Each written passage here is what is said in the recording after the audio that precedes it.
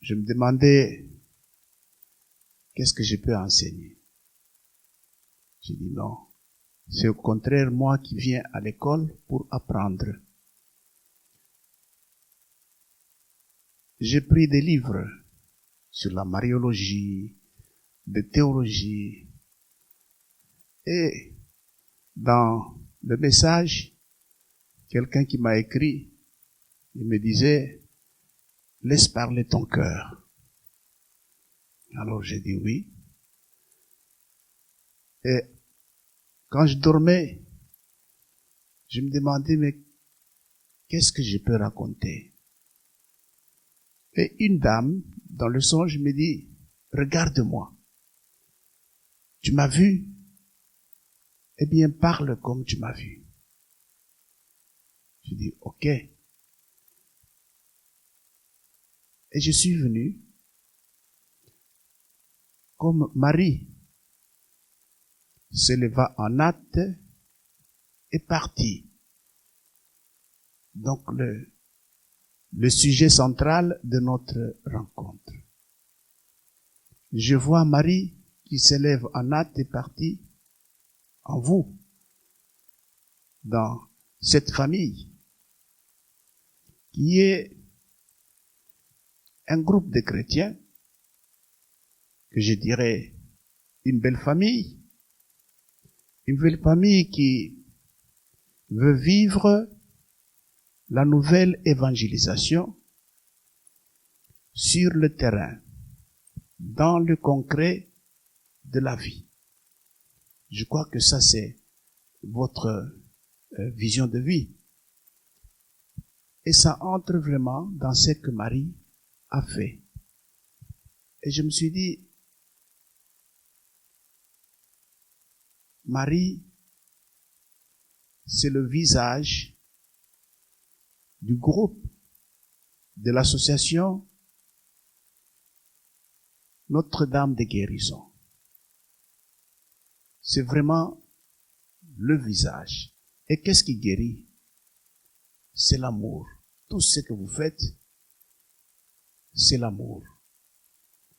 Et Dieu a inspiré que nous arrivons, nous nous rencontrons ici ensemble dans un autre mouvement, Notre-Dame de l'amour.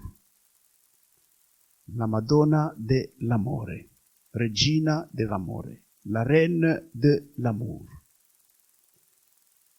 Et nous nous rencontrons dans un lieu où le fondateur, Renato Baron,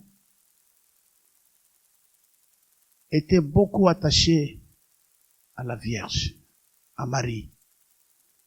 Je me souviens, dans les années 84, je parle un français belge, où on dit 84 et les Français disent autrement.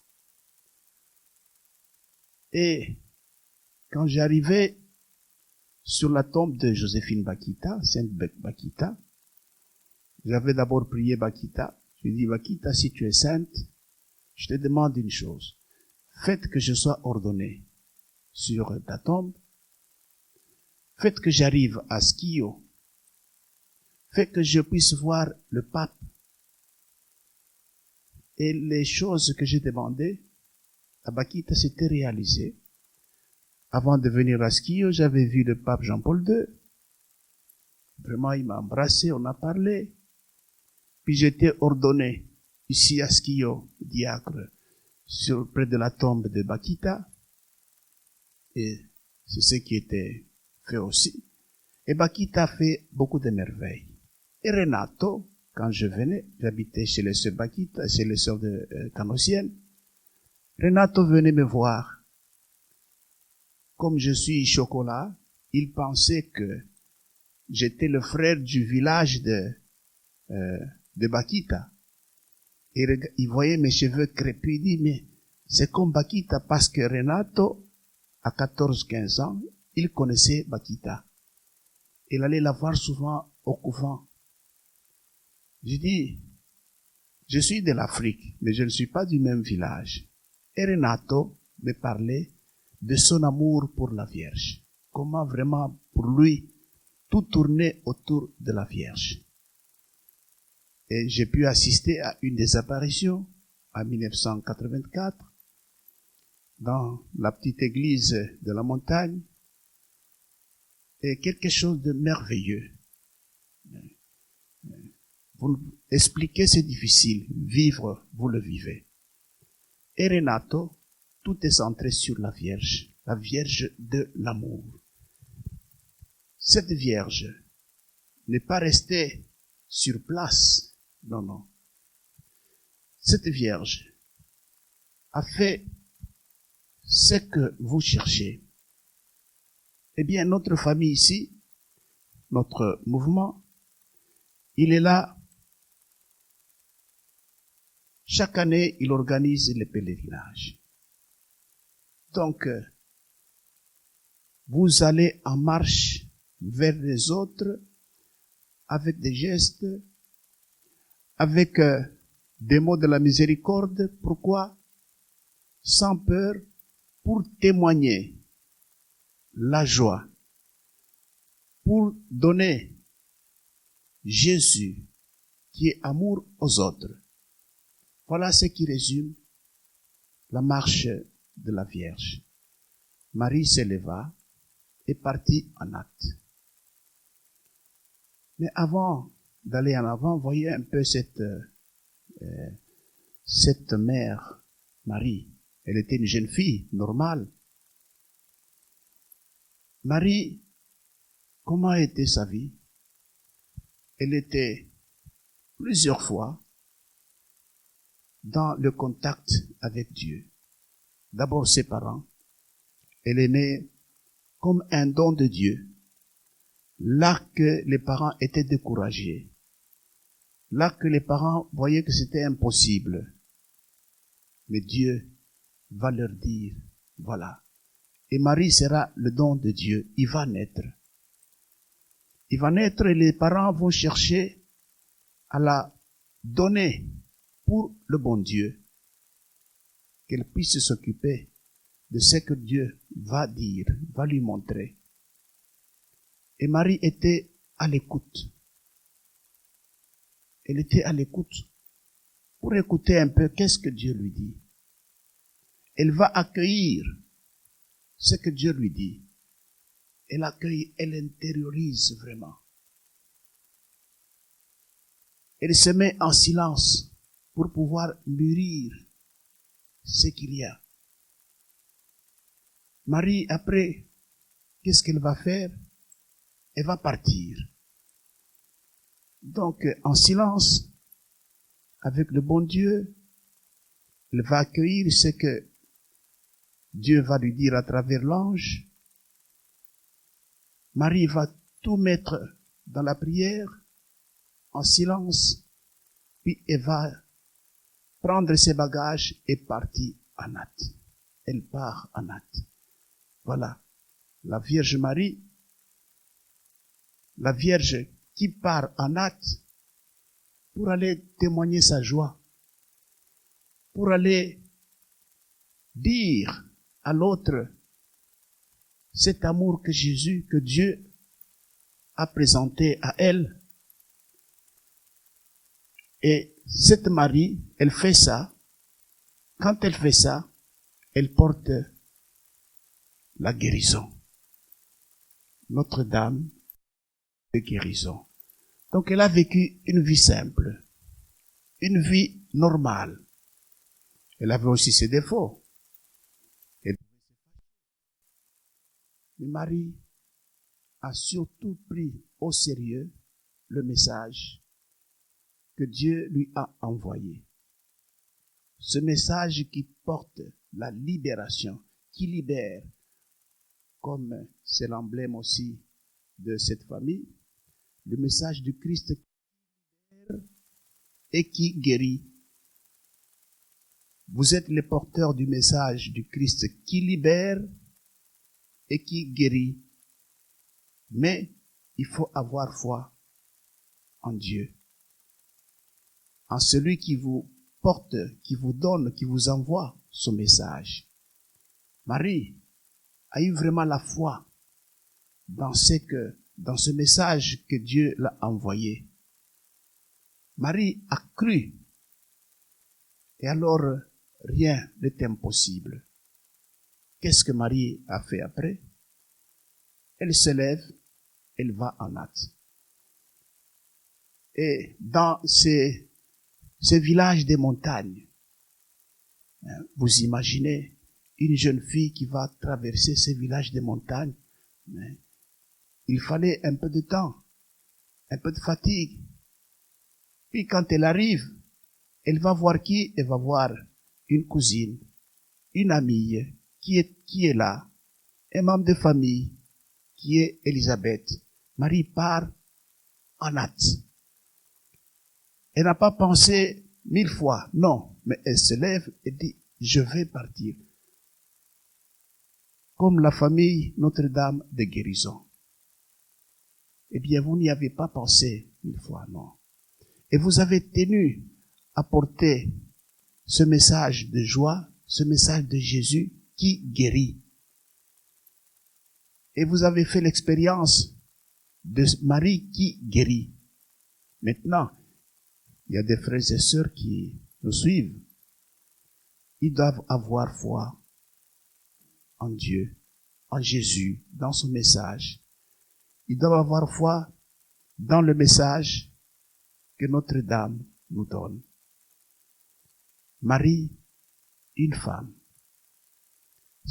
Dieu, pour sauver le monde, est passé par la femme. Il est passé par Marie. Pour aller chez Jésus, nous passons par Marie. Et Marie ne nous abandonne pas. Quand nous pleurons, elle pleure. Quand nous sommes en joie, elle est aussi en joie. Combien de choses Marie n'a-t-elle pas fait? Je vous donne un exemple. Un jour, il y avait une fille qui ne mettait pas au monde. Donc, ils se sont mariés pendant longtemps. Elle dort. Et elle rêve une dame qui vient et qui lui dit, « Pourquoi tu m'as abandonné ?» Elle se réveille et dit, « Mais j'ai vu une dame qui me dit en songe que je l'ai abandonnée. » Mais qui? Le mari lui dit, « Non, ce sont peut-être des choses qui sont en tête. » Elle dort. Il y a encore le rêve qui revient, la même dame, « Pourquoi tu m'as abandonné ?» Alors un enfant qui lui dit, « Mais j'ai entendu ce que vous dites.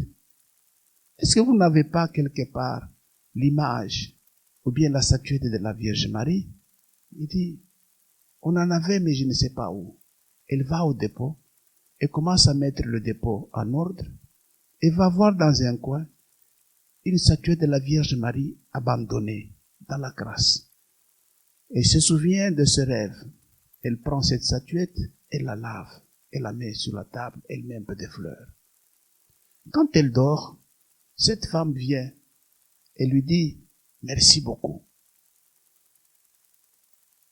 Merci beaucoup. » Elle réveille son mari et dit, « Je viens de voir cette dame qui m'a dit merci beaucoup. » « C'est qui? » Il dit, « Mais c'est cette statuette que tu as retrouvée. » Et 2 mois après, cette femme tombe enceinte. Ils ont eu un enfant. De grâce de Marie. Toujours pour ceux qui n'arrivent pas à mettre au monde. Ça, je l'ai vécu moi-même. Je vivais avec des prêtres bénédictins de Bruges, de Belgique, de Bruges, Saint-André, l'abbaye de Saint-André. J'étais tout jeune séminariste. Mais je me promenais toujours en poche avec une petite statuette de la Vierge. Comme maintenant, j'ai toujours mon livre. J'ai toujours mon livre qui est Jésus, là. Toujours. Alors, il arrive une jeune fille chez les pères bénédictins. Nous sommes ici dans la mission de Fungurume. Et la jeune parle au prêtre. Il dit, demande le supérieur. Mais nous souffrons avec mon mari. Ça fait maintenant 12 ans et demi que nous n'avons pas d'enfant. est-ce que vous pouvez prier pour nous? Le prêtre dit, oui, on va prier, mais tu vois, si ça n'arrive pas, c'est-à-dire que, donc, ils ont essayé de convaincre la dame. J'écoutais. Après, la dame me dit, elle m'appelle la fille, est-ce que nous pouvons prier nous-mêmes ensemble? J'ai dit, oui, j'ai enlevé cette statuette de la Vierge qui, la nuit, quand vous mettez ça, ça brille, quand tu la mets là. On se met là, on a commencé à prier, on a prié. J'ai dit, prions un peu 3 jours de suite. Puis je lui ai donné cette statuette de la Vierge Marie. J'ai dit, quand tu dors, mets ça sur ton ventre. Alors elle a mis sur le ventre. Cette fille qui s'appelait Capia c'est son nom. Après, elle a conçu, elle était enceinte, elle a eu non seulement un enfant, mais elle en a eu 3. Depuis lors, chez elle à la maison, tu trouves des images de la Vierge et tout. Elle devient comme folle, vraiment la Vierge Marie qui se manifeste. Non loin encore, il y avait un monsieur qui était tout drôle. Quand il passait dans les villages où il y avait la statue de la Vierge Marie, lui prenait un peu de pierre là, il jetait à la statuette, il passe. Il jette à la statuette, il passe. Un jour, il est tombé malade, le médecin lui a dit que non, toi tu as le cancer et maintenant ce sont déjà les métastases. Donc il n'y a plus rien à faire. Tu as 2-3 mois de vie et c'est fini. Le monsieur dit, mais comment? Ils ont fait toutes les analyses.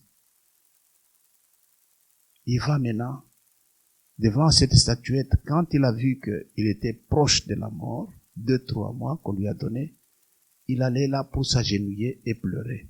Il prenait le fleur, il allait mettre devant cette statuette-là pour pleurer. Ça passe 2 mois, 3 mois, on revoit encore, et le médecin lui dit, mais tu prenais un médicament? Non. Et le médecin a dit, non, tout est bloqué, ça s'est stoppé, il n'y a rien. Tu peux continuer à vivre calmement. La Vierge Marie. Des petites choses comme ça, qui semblent peut-être de l'imagination ou bien du théâtre, mais la Vierge agit. La Vierge est présente. Notre-Dame, notre mère, qui ne nous abandonne pas. Vous pouvez avoir beaucoup de problèmes, mais notre mère ne nous abandonne pas.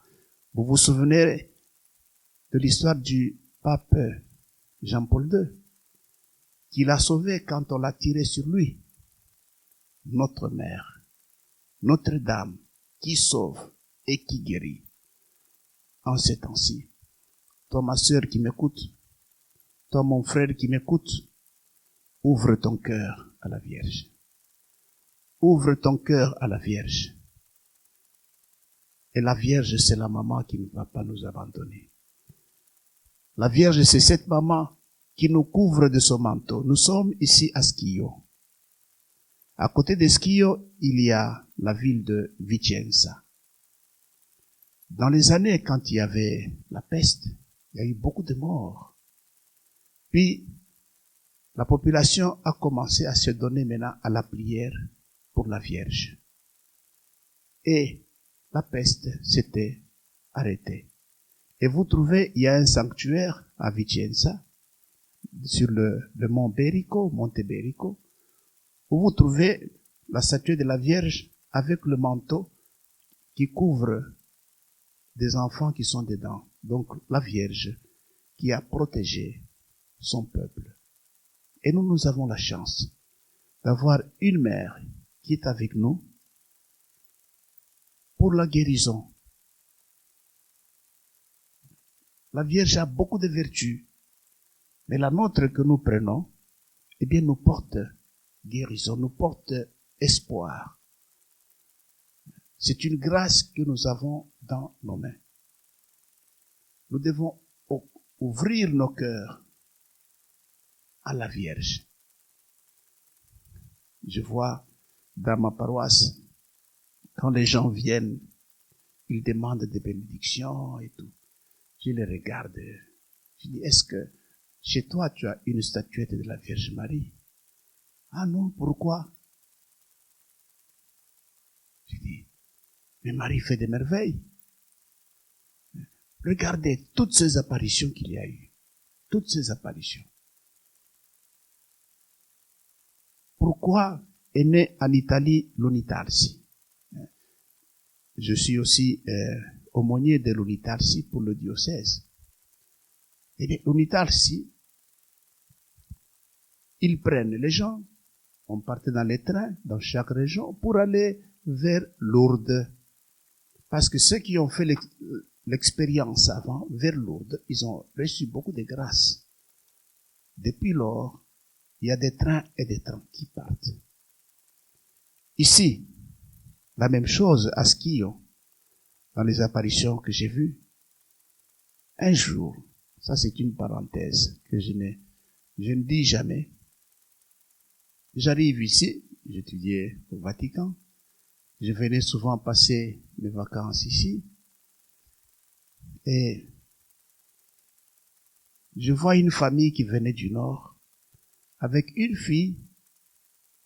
Je croyais qu'elle était normale. Les parents laissent la fille assise. Et ils montent. Il y a le mont ici, c'est très beau. Et là, il y avait l'eau qui coulait. Quand tu prenais l'eau était vraiment parfumée. J'arrive, je passe. J'étais habillé. On nous habillait dans les soutanes avec des ceintures rouges, comme des petits cardinaux. Je vois la fillette qui était assise toute seule.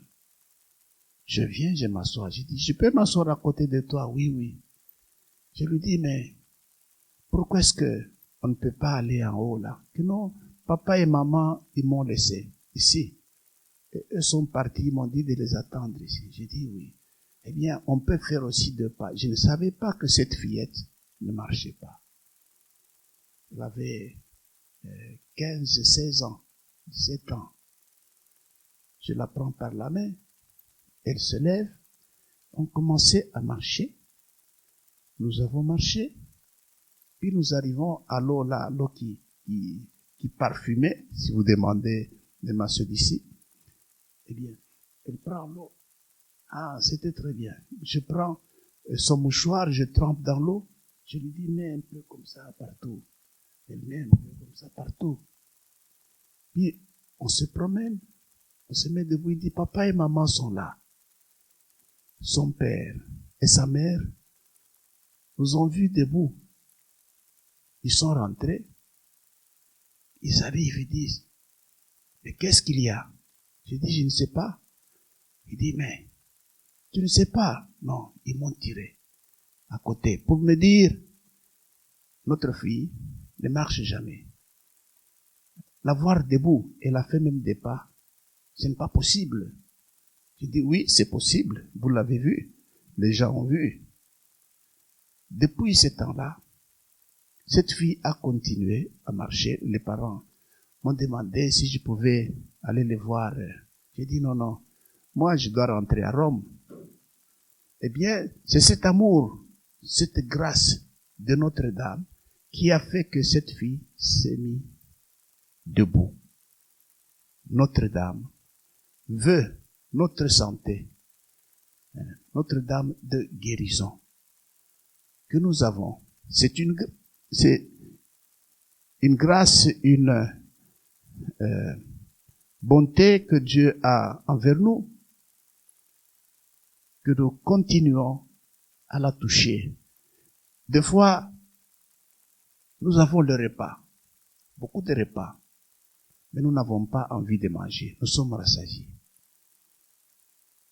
Nous sommes rassasiés. Ceux qui n'ont pas ce repas, ils ont faim, ils cherchent, mais ils ne trouvent pas. Et nous, nous l'avons ici à côté. Nous avons tout à côté. Avec foi, avec cœur. Notre-Dame ne nous abandonne pas. Il y a beaucoup d'épisodes que je peux vous raconter. quand j'étudiais encore à l'Urbagnano, aussi, là, à Rome, il y avait un prêtre chinois, Padre Vincenzo. Et lui, il faisait son apostolat vers Naples. Vers Naples, la Vierge a commencé ses apparitions à des enfants qui quittaient l'école à Casavatore.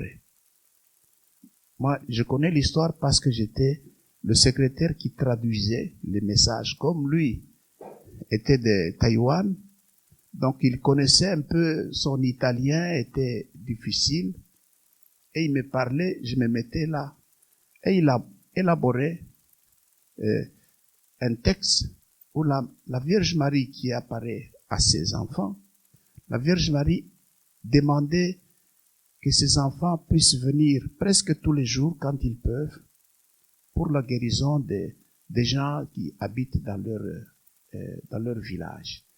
Et Padre Vincenzo a présenté ce document au pape Jean-Paul II ici à Rome. Donc la Vierge ne nous abandonne pas. Maintenant, nous sommes ici. Nous venons au nom de tout le monde. De tout le monde pour prier pour tout le monde. Nous portons dans nos cœurs le nom de chacun, l'adresse de chacun, de qui a besoin. Croyez-moi que en ce temps-ci même, pendant ce temps, pendant que nous parlons, il y a un frère, il y a une sœur qui est en train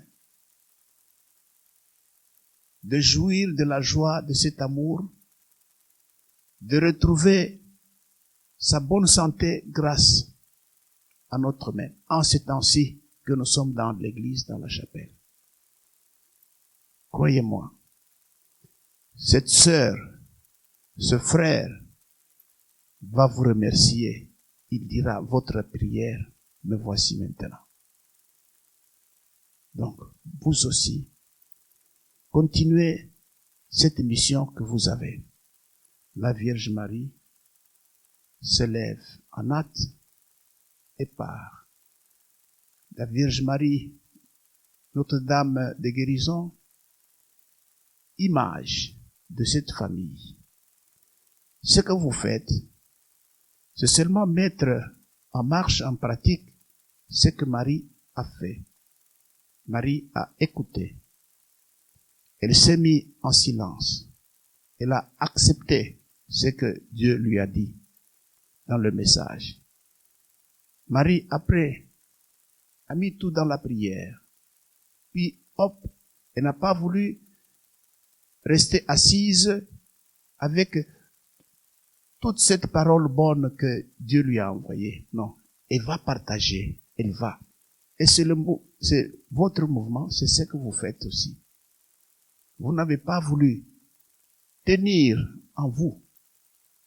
La Vierge Marie, au fond, veut montrer la nouvelle évangélisation sur le terrain et dans le concret. Et le mouvement Notre-Dame de guérison veut vivre la nouvelle évangélisation sur le terrain et dans le concret. Donc, elle ne reste pas avec non, dans le concret. Et vous êtes soutenus. Vous êtes encouragés. Donc, l'Église vous soutient, l'Église vous encourage. Comment? La présence des ministres de Dieu. C'est un soutien, c'est un encouragement. Moi, je me demandais, est-ce qu'avec tout ce que j'ai, je pourrais me libérer pour aller là au nord? Je me dis, bon, si c'est la voie de Dieu, si c'est vraiment ce que Jésus veut, je trouverai du temps. Alors, après les oratoires qu'on a fait et tout, donc j'étais resté seul, le vicaire général vient, après la messe, il me dit, mais tu veux prendre un peu quelques jours comme ça tu es un peu libre, tu sors, puis tu vas rentrer.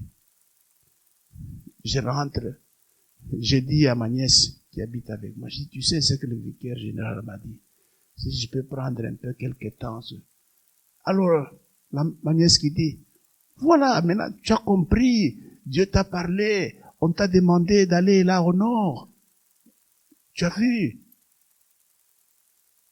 Donc, mes chers frères, mes chers amis, nous vivons dans le concret. Et j'ai pris la voiture. Vite, j'ai dit, comme Marie, je pars.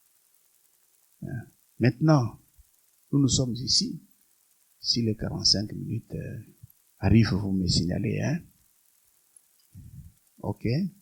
Bien. Donc, nous aussi, nous sommes ici. Vous pensez peut-être que c'est de vous-même que vous avez voulu venir à Schio, au Monte San Martino. Non. Il y a quelque chose en vous. Il y a une main en vous, une voix en vous qui vous a parlé. Cette voix vous a dit, allez cette fois-ci à Schio. Allez à Schio. Et en cherchant les endroits, ça a été un peu difficile là. Et c'est tombé sur San Martino où il y a la Vierge Marie, Nostra Signora dell'Amore, Regina dell'Amore, la reine de l'amour. Et c'est l'amour qui guérit. Dans toute maladie, c'est l'amour qui guérit. Quand il n'y a pas l'amour, il n'y a pas de guérison. Je prêche souvent à mes chrétiens, je dis, sans amour, il n'y a rien. Tu n'auras même pas l'appétit pour manger. C'est difficile de dormir. Tu rêves, tu dors. Le rêve que tu rêves, c'est tout un autre rêve. Parce que il n'y a pas d'amour. Mais quand il y a l'amour dedans, quand tu sens que quelque part, quelqu'une, des gens me veulent du bien, ils m'aiment, eh bien, tu sens que ça vaut la peine de vivre. Avant de venir avant-hier, ils m'ont téléphoné de Nocera. Je m'appelle, je dis, Padre Avele, je dis oui. À qui ai-je l'honneur? Non, moi c'est moi, bon, il y a dans la famille ma sœur qui veut se pendre, qui veut se suicider. Alors, on m'a donné ce numéro, puis ils ont dit, appelez ce numéro, quand est-ce qu'on peut venir, on veut vous voir. Je dis, même maintenant, hein, si vous m'avez téléphoné maintenant, c'est que Dieu dit que vous pouvez venir même maintenant. Le garçon est venu. De Nocera, il arrive à Foligno. Il m'a parlé de tout, comment la fille veut s'empoisonner. Pour elle, maintenant, il n'y a plus rien. Je dis, où est-ce qu'elle est? Mais elle est à la maison, je ne crois pas qu'elle peut venir. Elle va refuser tous les parents. J'ai dit, regarde-moi. Quand tu es entré, là, qu'est-ce qu'il y a? Ah, il y a la Vierge Marie. Je dis, ok, va, mets ta main au pied de la Vierge. Mets seulement la main comme ça. Puis prends ta voiture, va la prendre. Il est parti. Il y a 2 jours, cette histoire. Il a mis la main. Il est parti. Entre-temps, j'accueillais une autre fille qui devait avoir l'opération. Elle a eu déjà 2 opérations, puis quelque chose n'allait pas. J'ai pris l'image de Notre-Dame de guérison que quelqu'un m'avait laissée. Je lui ai dit, prends, mets là qu'on t'a fait l'opération. Tu mets comme ça, mets seulement. Seulement comme ça, je dis oui. Tu crois ou non? Oui, je crois. Je dis, ok, si tu crois, tu vas voir. C'est fini avec lui, avec elle. Le garçon était là, dans l'église, avec la fille, avec la maman de la fille. Il me dit que non, son père c'est un incroyant. Il ne peut même pas entrer dedans. J'ai dit, va mettre la main au pied, mets seulement la main. Il a mis la main. On a vu le papa qui était assis dehors, il est entré dans l'église. Il dit, tu as vu, sont des phénomènes qu'on ne peut pas expliquer.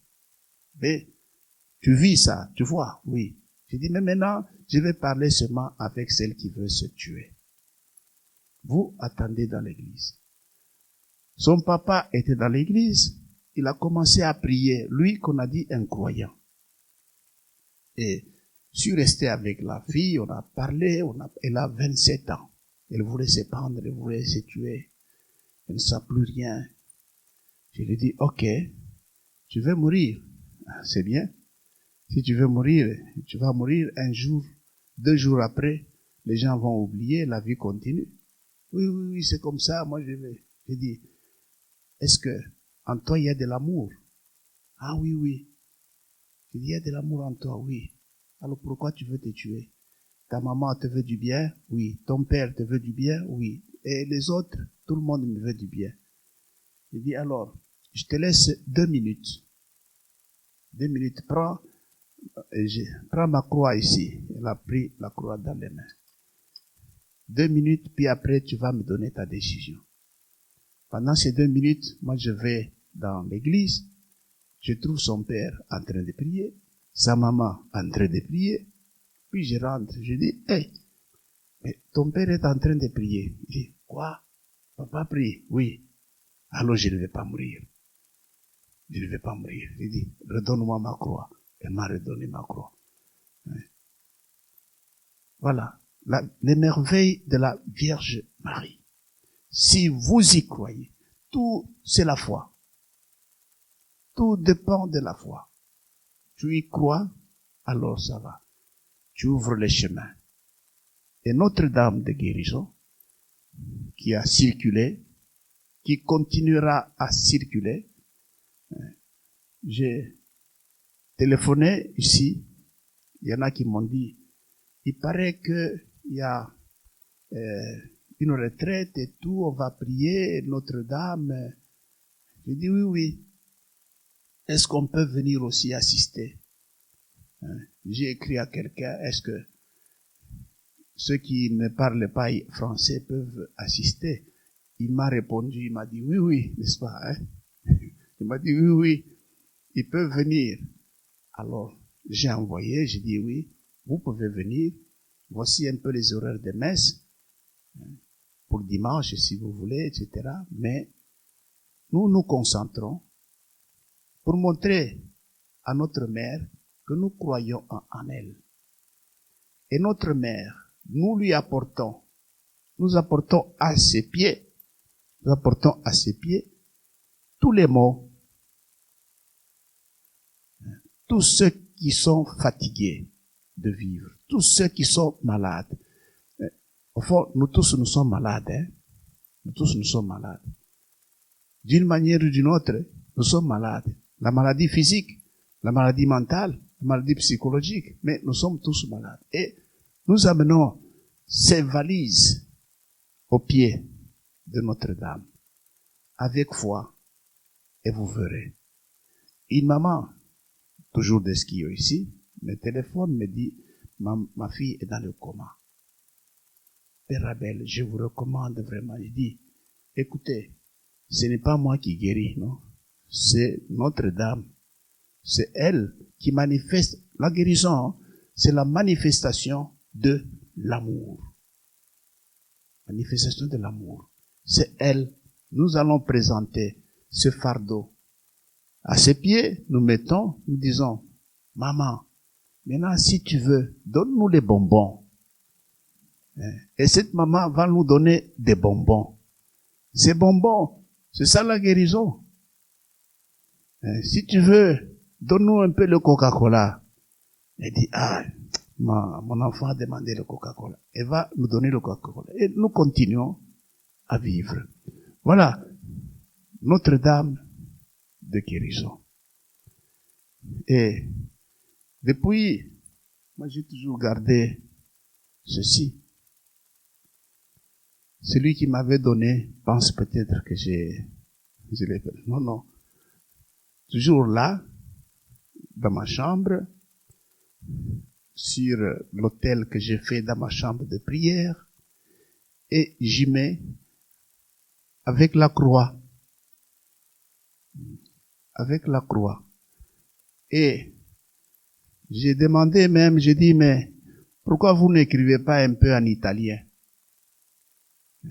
Une traduction italienne. Et beaucoup en veulent. Ils viennent, ils regardent, ils disent, mais c'est en français. Mais nous pouvons quand même, je dis oui. Prenez le bic et papier, on vous donne quelques mots là. Donc ça c'est Notre-Dame. Notre-Dame qui a besoin d'être connue, d'être portée par beaucoup de gens qui souffrent. Beaucoup de gens qui se trouvent seuls, qui vivent dans la solitude. Ils ont besoin. Et c'est Notre-Dame de l'amour, Regina dell'Amore, qui veut que ses enfants vivent en bonne santé. Maintenant, toi, ma sœur qui m'écoute, toi, mon frère qui est en train de m'écouter, en ce temps-ci, sache que Marie est dans ton cœur. Sache que Marie est dans ta vie. Souris. Souris. Sache que Marie est dans ta maison. Il faut que tu dises à celui qui est à côté de toi que Marie a amené de bonnes choses dans notre vie. Que Marie ne t'abandonne pas, ne nous abandonne pas. Elle est là.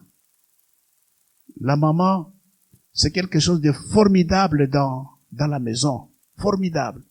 Quand il n'y a pas la maman, la maison devient froide, hein? Et c'est fini, il n'y a pas de vie. Ici, nous avons des mamans qui sont là.